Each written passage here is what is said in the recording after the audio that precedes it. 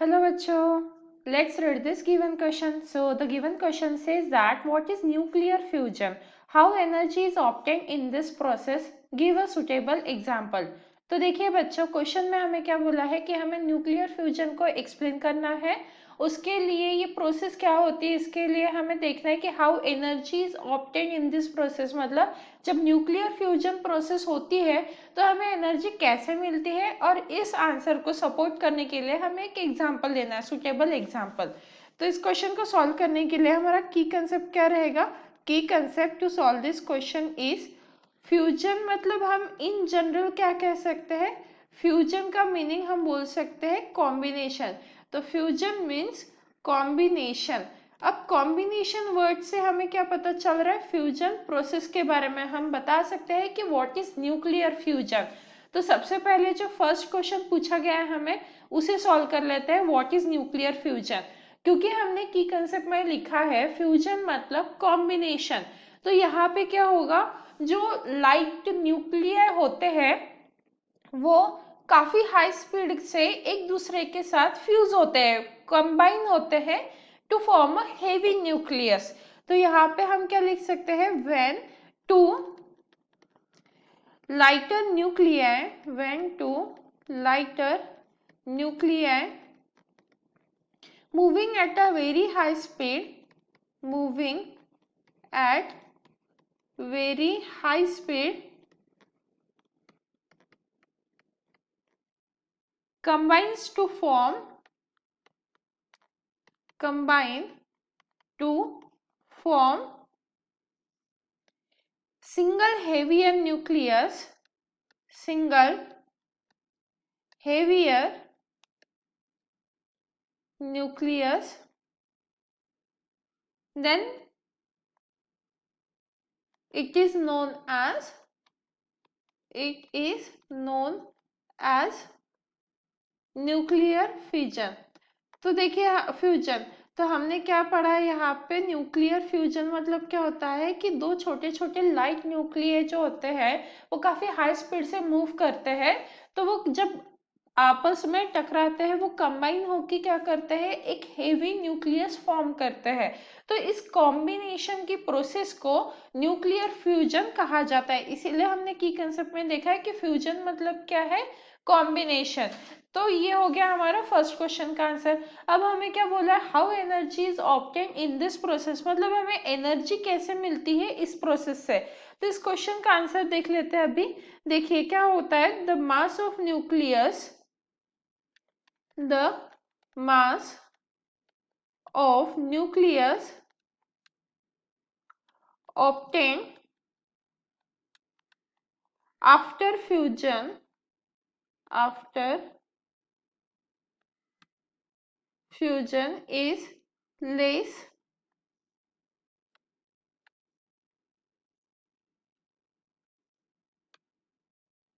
after fusion is less than the, is less than the sum of nuclei, sum of nuclei which are fused together, which are fused together। तो देखिए इस line का meaning क्या है, मान लीजिए ये दो छोटे छोटे न्यूक्लियर है, तो इनके मास का जो हमने सम किया, लेट सपोज वो x आया, और इसके बाद जो हमें एक हेवी न्यूक्लियर मिला उसका मास क्या आया, y आया। तो हमें क्या देखने को मिलता है कि x is greater than y। मतलब भले यही दो न्यूक्लियर कंबाइन हुए हैं तो यहाँ पे भी हमें x मिलना चाहिए, पर यहाँ पे हमें मास की वैल्यू x नहीं मिलती है, वो कहीं ना कहीं कम वैल्यू मिलती है, लेस वैल्यू। तो इसीलिए हम बोल सकते हैं कि जो छोटे छोटे न्यूक्लियर होते हैं उनका मास बड़ा रहता है, ज्यादा रहता है कंपेयर टू हेवी न्यूक्लियर। तो इसी लाइन, ये लाइन में हमने यही बताने की कोशिश की है कि जो लेस मास है वो मिलता है हमें after fusion.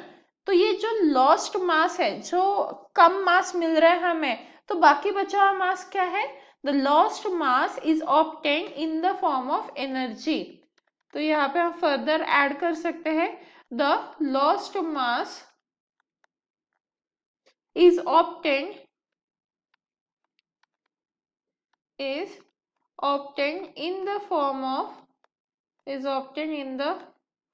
of energy, in the form of energy. तो ये हो गया हमारा सेकंड क्वेश्चन का आंसर। अब हमें बोला है कि हमें कोई भी एक सूटेबल एग्जाम्पल लेना है, तो हम एग्जाम्पल ले लेते हैं यहाँ पे। एग्जाम्पल में देखिए क्या करेंगे, हम हाइड्रोजन जो है उसके न्यूक्लियाई को हम फ्यूज करेंगे, तो क्या हो जाएगा, bye fusion of two nuclei, bye fusion of two nuclei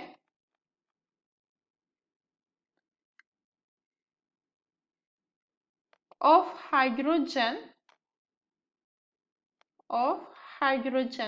क्या मिलता है हमें, देखिए मान लीजिए ये H1 1H2 प्लस 1H2, क्योंकि हमने 2 बोला था यहाँ पे, 2 लाइटर न्यूक्लियाई, तो इन दोनों को हम कंबाइन करें तो हमें क्या मिलता है यहाँ पे 1H3 प्लस 1H1 प्लस कुछ एनर्जी मिलती है, तो वो एनर्जी क्या है यहाँ पे 4.0 मेगा इलेक्ट्रॉन वोल्ट। तो अब जो न्यूक्लियस है ये क्या कहलाता है, ये 1H3, ये क्या कहलाता है, ट्रिटियम कहता है, ट्रिटियम। और ये जो है ये अगेन फ्यूज होता है ड्यूट्रियम न्यूक्लियस के साथ। तो अगेन फ्यूज होने के लिए हम एक और प्रोसेस देख सकते हैं, 1H3 plus 1H2 gives 2He4 plus 0N1 plus 17.6 mega electron volt. तो इस तरीके से कुछ प्रोसेस होती है। तो नेट रिजल्ट जो मिल रहा है हमें ये दोनों रिएक्शन का, वो क्या मिल रहा है, 3 ड्यूट्रियम मिल रहे हैं जो फ्यूज हो रहे हैं टुगेदर, और फिर एट द एंड क्या बना रहे, हीलियम न्यूक्लियस बना रहे हैं, और एनर्जी कितनी लिबरेट कर रहे हैं, इन दोनों का एडिशन कर देंगे हम तो क्या मिलेगा हमें 6, और यहाँ पे आ जाएगा 21.6 मेगा इलेक्ट्रॉन वोल्ट। तो हम अगर इन एडिशन देखें तो यहाँ पे देखिए ये ड्यूट्रियम एटम है, hydrogen atom sorry hydrogen nucleus, या हम क्या कह सकते हैं, ड्यूट्रियम कह सकते हैं। तो ये फर्स्ट हो गया, यहाँ पे सेकेंड ड्यूट्रियम एटम न्यूक्लियस है, और ये थर्ड हो गया। तो ये जो 3 है ये कंबाइन हो रहे हैं और क्या बना रहे हैं, हीलियम न्यूक्लियस बना रहे हैं, और साथ में एनर्जी कितनी मिल रही है, इन दोनों का अगर एडिशन करें तो हमें एनर्जी मिलती है 21.6 मेगा इलेक्ट्रॉन वोल्ट। और ये क्योंकि एक चेन प्रोसेस रहती है इसीलिए हम देख सकते हैं कि पहली रिएक्शन होने के बाद भी वो फिर से फ्यूज होता है और हमें सेकेंड रिएक्शन भी देखने को मिलती है। तो इस तरीके से हम इस क्वेश्चन का आंसर एक्सप्लेन कर सकते हैं। And hence the final answer, the definition is nuclear fusion is combination. Then we can see the energy is obtained by the lost mass, and here also for example we have seen the 2 nuclei of hydrogen atom how they are combining. Hope you understood it well. Best of luck.